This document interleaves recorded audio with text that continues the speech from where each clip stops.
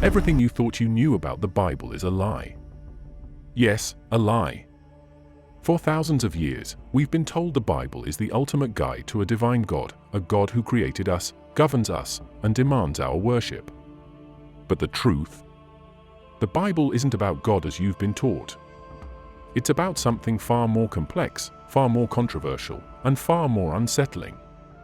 The Hebrew Bible, the foundation of countless religious beliefs, does not speak of a singular, omnipotent deity. The original texts use the term Elohim. That's not a name, it's a plural noun. Not God, but gods. Plural. Let that sink in for a moment. This wasn't a mistake or a misunderstanding. The language is clear, deliberate, and consistent. These gods weren't metaphysical entities, omnipresent spirits, or some abstract divine concept. No, they were described as tangible beings, beings that interacted with humanity in ways that seem disturbingly familiar when you compare them to modern accounts of extraterrestrial phenomena. Here's the kicker: the Bible never claims these beings were creators of the universe. They weren't all powerful, they weren't immortal, and they certainly weren't all loving. The stories of these Elohim are stories of manipulation, control, and often outright violence. They fought wars, made deals, and chose sides. The so-called God of Israel, Yahweh, was not the universal deity we've been taught to believe in. He was one of these beings, specifically assigned to the Israelites, while other Elohim governed other nations. This wasn't divine providence, this was territorial management. In the book of Genesis, we read, "Let us make man in our image, after our likeness." Who is us? If there is only one God, why is the language plural? The traditional explanation that this refers to the Trinity doesn't hold water. The Trinity is a concept developed centuries later. The original text clearly speaks of multiple beings. They created humans, not as an act of benevolence, but as workers, servants, laborious, designed to toil for their creators. In this light, the story of Adam and Eve isn't about a loving God giving humanity free will. It's about rebellion against these beings who sought to keep humanity subjugated, ignorant, and dependent. The manipulation doesn't stop there. Consider the story of Babel. Humanity, unified and ambitious, sought to build a tower that reached the heavens. The response? Let us go down and confuse their language so they may not understand one another. This isn't the act of a benevolent deity, but a calculated move to suppress human advancement and maintain control. These beings, these Elohim, feared human potential. They feared what humanity could become if left unchecked. Think about that. These beings, described in the Bible as gods, were threatened by us. Why? Because they weren't gods in the sense we've been led to believe. They were finite, fallible entities with their own agendas. They needed humanity, but they also needed to keep us in our place. Even more shocking is how these stories parallel ancient texts from other cultures. The Sumerians, the Egyptians, the Greeks, they all tell stories of beings from the heavens who came to earth, altered humanity, and demanded worship. The similarities are too consistent to dismiss. These aren't isolated myths, they are pieces of a larger, global puzzle. But here's the thing, over time, the narrative was sanitized. As monotheism gained dominance, inconvenient details were erased or reinterpreted. The plural Elohim was mistranslated as God. The physical, often brutal interactions between these beings and humans were spiritualized. What was once a record of direct encounters with powerful entities became a sacred text about an intangible, universal deity. This isn't speculation. The evidence is in the texts themselves, waiting for anyone brave enough to read them without the filters of centuries-old dogma. When you strip away the layers of theological interpretation, the Bible becomes something entirely different, not a divine guidebook, but a historical record of humanity's encounters with beings that walked among us, ruled over us, and left an indelible mark on our development. In the book of Ezekiel, there's an account so detailed, so specific, that it defies every religious explanation thrown at it. It's the description of Yahweh's kavod, often translated as glory. But if you actually read the text, you'll realize this has nothing to do with divine light or spiritual energy. Ezekiel wasn't describing a mystical experience, he was describing a machine. Ezekiel starts by saying he saw a stormy wind coming out of the north, with a massive, bright object engulfed in fire. Within this fire was something metallic, yes, metallic. Not ethereal, not spiritual, solid metal. This alone should make you pause. Then it gets even more specific. Ezekiel describes wheels within wheels, moving in perfect synchronization, covered in something resembling eyes, and capable of moving in any direction without turning. Does that sound like a metaphor? Or does it sound like a complex piece of technology? The wheels weren't just turning randomly. Ezekiel says they moved with intelligence.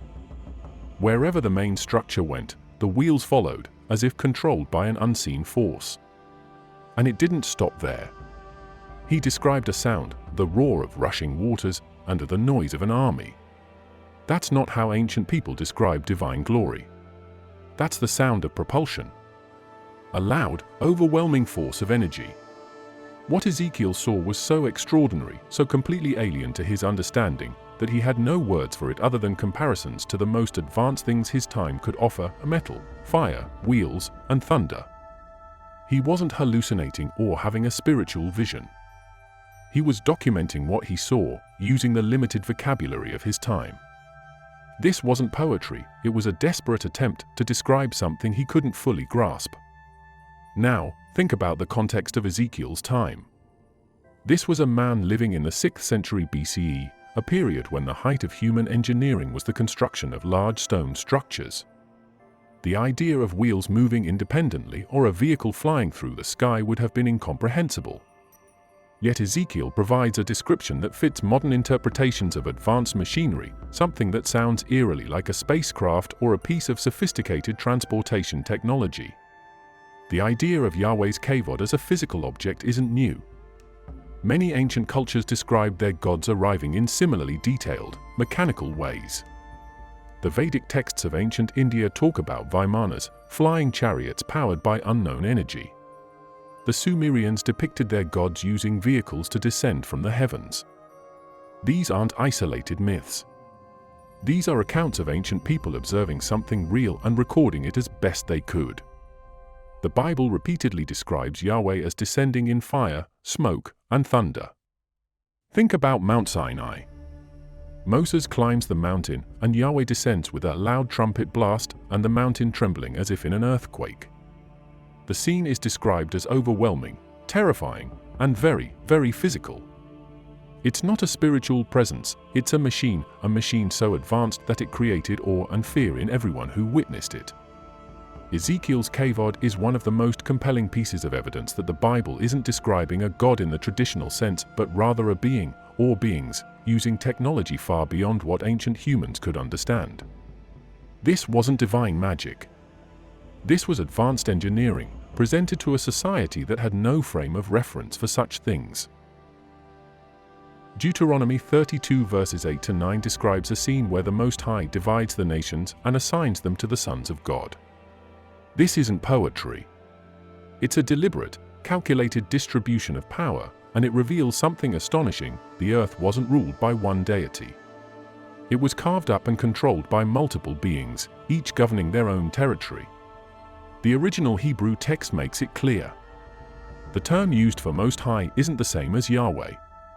It refers to Elyon, a figure superior to Yahweh, who presides over this division. The nations are assigned to the sons of God, a direct reference to the Elohim, beings who were not spiritual but physical entities. Yahweh, the supposed God of Israel, is given a specific portion, the Israelites. This isn't a divine plan for humanity. It's political. It's territorial. It's a hierarchy of power. In ancient cultures, gods were not abstract, all-encompassing beings. They were rulers, kings, leaders with their own agendas. The Sumerians called them the Anunnaki. The Greeks called them the Olympians. The Egyptians had their pantheon of gods who ruled specific domains. The Bible's Elyon and Elohim fit this same pattern. These weren't creators of the universe. They were managers, supervisors, beings with authority over specific regions and people. What makes this so compelling is the context. Ancient texts across the globe tell similar stories of territorial gods dividing the earth among themselves. The Sumerian texts describe how the Anunnaki allocated regions of the earth to different deities. Enlil took Mesopotamia, Enki took the Abzu, the waters, and so on. The parallels with Deuteronomy 32 are undeniable. The Bible isn't unique in this. It's part of a larger, global narrative that points to a shared history of human interaction with these beings. The evidence is everywhere in the Bible. Yahweh isn't portrayed as a universal God in the Old Testament. His tribal, focused exclusively on the Israelites. He demands loyalty, sacrifices, and absolute obedience. He wages wars against other nations, nations led by their own gods. This isn't the behavior of an all-powerful deity. This is the behavior of a regional leader, fighting to expand influence and secure dominance over his assigned territory. Even the 10 Commandments start with a glaring admission, "You shall have no other gods before me." That's not a statement denying the existence of other gods. It's an acknowledgement that they exist. Yahweh isn't saying, "I'm the only God." He's saying, "Worship me, not them." The Bible is filled with references to these rival gods: Baal, Asherah, Chemosh, Molech. These weren't false idols or figments of imagination. They were real entities with real power, directly competing with Yahweh. Deuteronomy 32 spells it out. The nations were divided, not as part of a divine plan, but as part of a political agreement among the Elohim. Yahweh got the Israelites. Other Elohim got other nations. And this division wasn't peaceful. The Old Testament is filled with stories of conflict, where Yahweh commands his people to destroy rival nations and their gods. The conquest of Canaan? That wasn't a spiritual journey. That was a military campaign to secure territory and eliminate the influence of competing Elohim. What makes this even more unsettling is the level of control these beings had over their territories. They didn't just govern, they manipulated. They dictated laws, demanded rituals, and enforced obedience through fear and violence. The Elohim weren't benevolent guardians. They were rulers who saw humanity as a resource, a means to an end. In Genesis 1 verse 26, it says, "Let us make man in our image, after our likeness." Notice the words las and hawa. This isn't the language of a singular, all-powerful God. This is a team, a group, a collective decision by the Elohim. They weren't creating out of benevolence. They were creating out of necessity. The purpose? To produce a being that could work, serve, and function according to their needs. The context becomes clearer when you consider the parallel stories from ancient Mesopotamian texts, like the Sumerian Enuma Elish and the Atrahasis epic. These texts describe the Anunnaki, beings from the heavens, facing a labor crisis.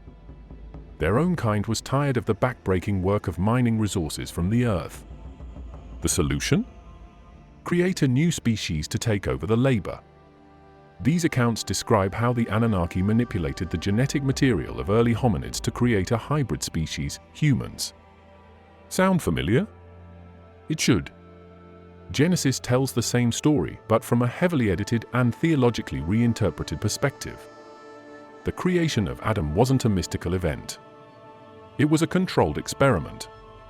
The Hebrew word for create in this context, bara, doesn't mean to make something out of nothing. It means to shape, to modify, to form, exactly the language you would expect for a genetic engineering process. Look at the details.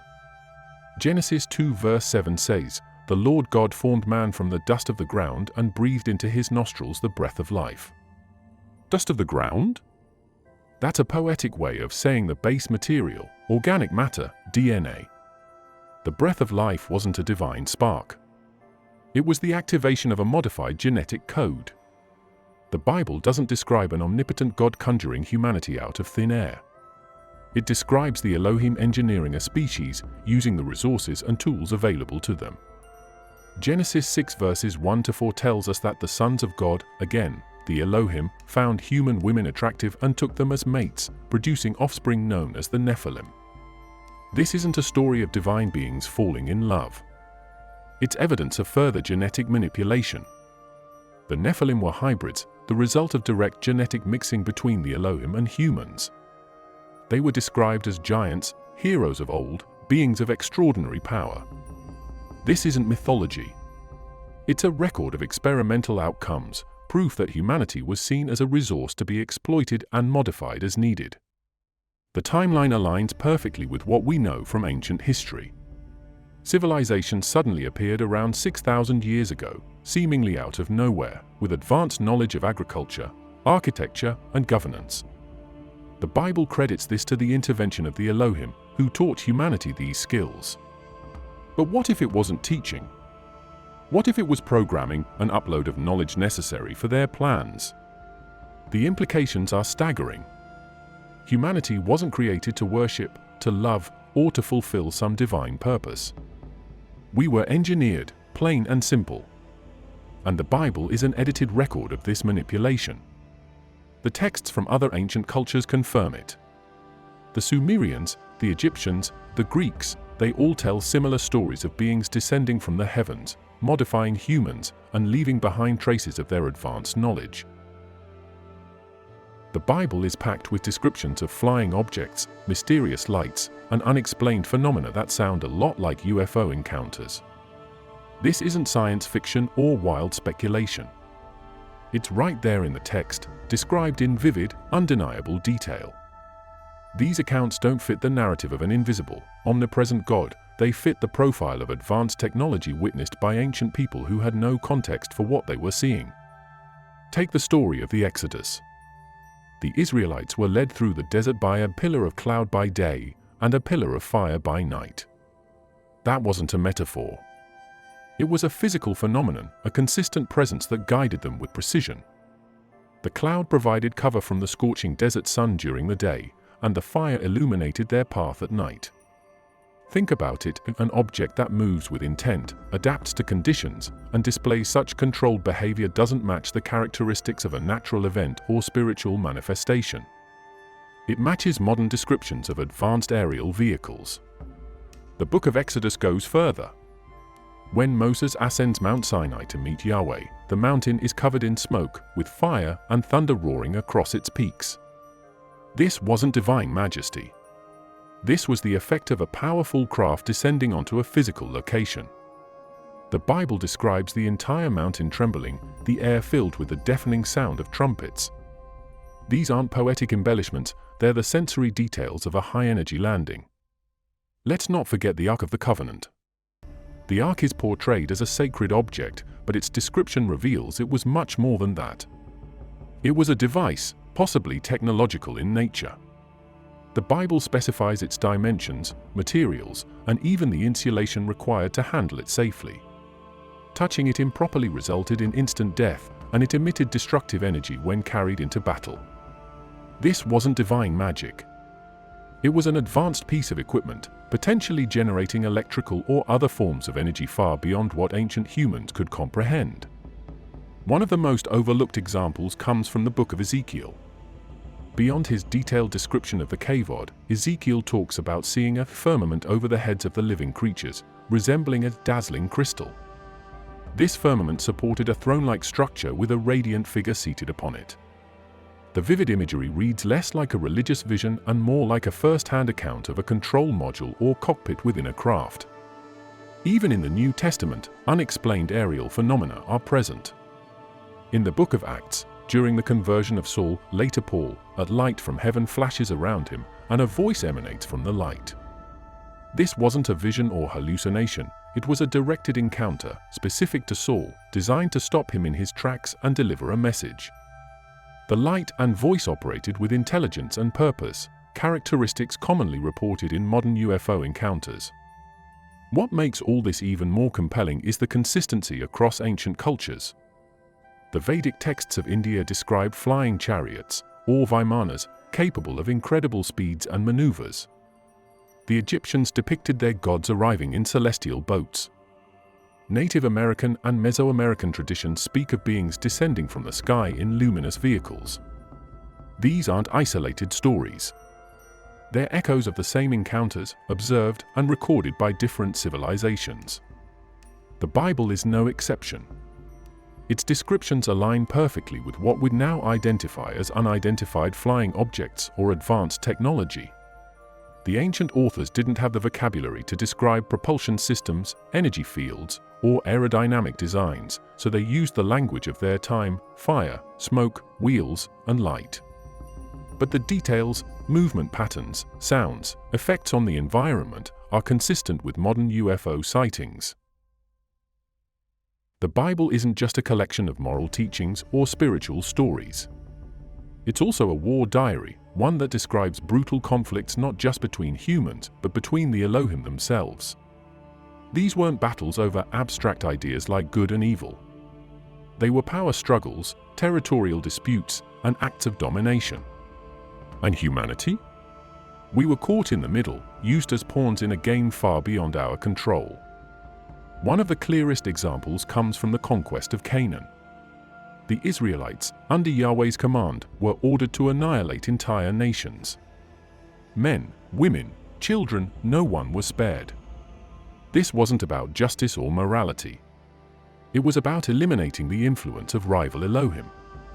The nations of Canaan worshipped gods like Baal, Molech, and Chemosh, gods who, like Yahweh, were part of the Elohim collective. These weren't false idols.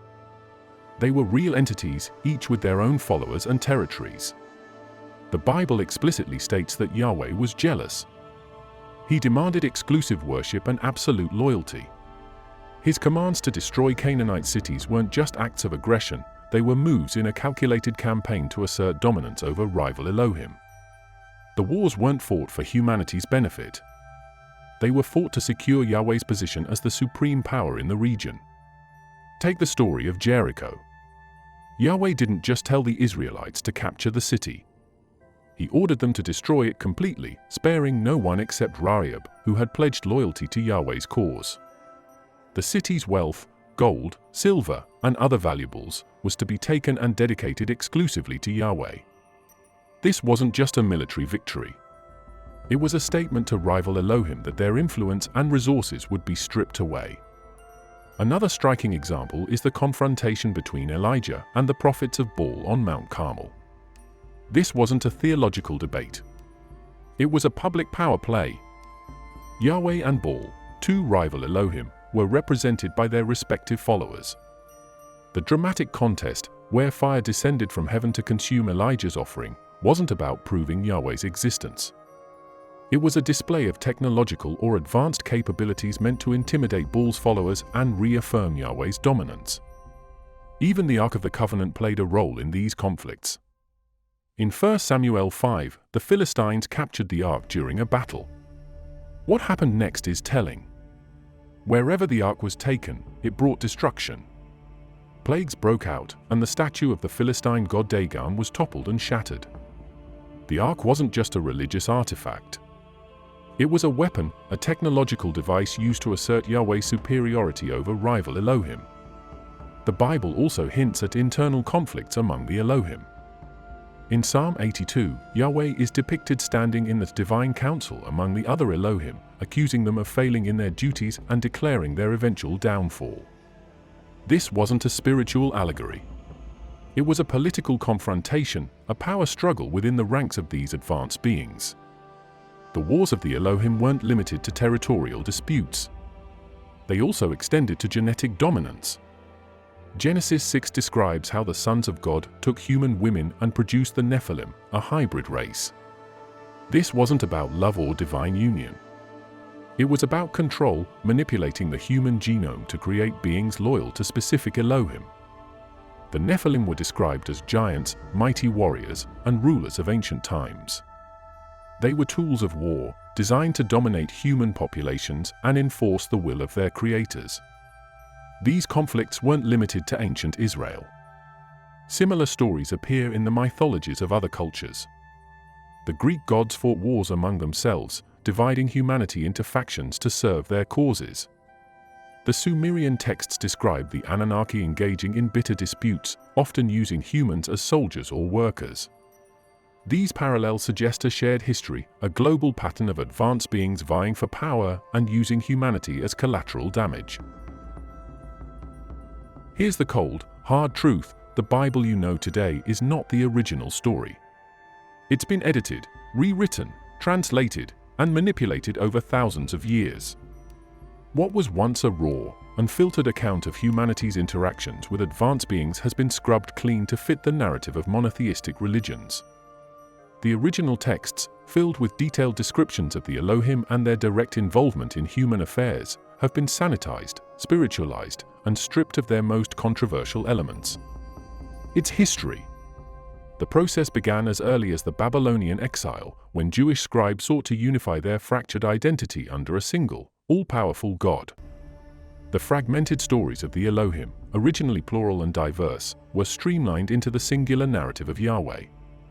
Words like Elohim and Bnei Har Elohim, sons of God, were reinterpreted to remove their plural and physical implications.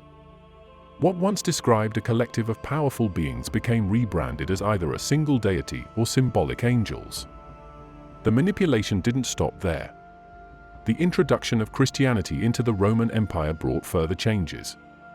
Early church leaders, aiming to consolidate their authority, made deliberate decisions about which texts to include in the canon and which to discard.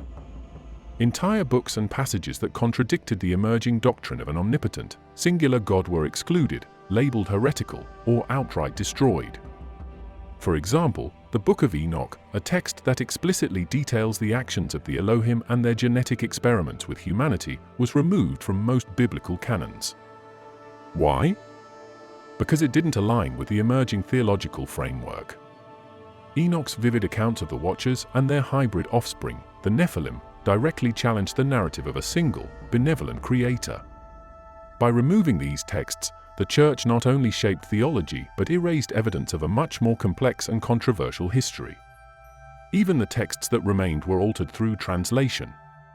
Take the Septuagint, the Greek translation of the Hebrew Bible. Here, the plural Elohim was flattened into theos, and references to physical encounters with divine beings were spiritualized. The process continued with the Latin Vulgate and subsequent translations, each one layering additional interpretations that moved further from the original meanings. The result is what we see today, a Bible that is less a historical record and more a theological document. Key details about humanity's true origins, the role of the Elohim, and the nature of their interactions with our ancestors have been obscured or lost entirely. And yet, fragments of the truth remain, hidden in plain sight for those willing to look beyond the surface. The erasure wasn't just about rewriting the Bible. It extended to our collective memory. Ancient texts from other cultures that mirrored these stories were dismissed as myths, while biblical accounts were elevated as sacred truth.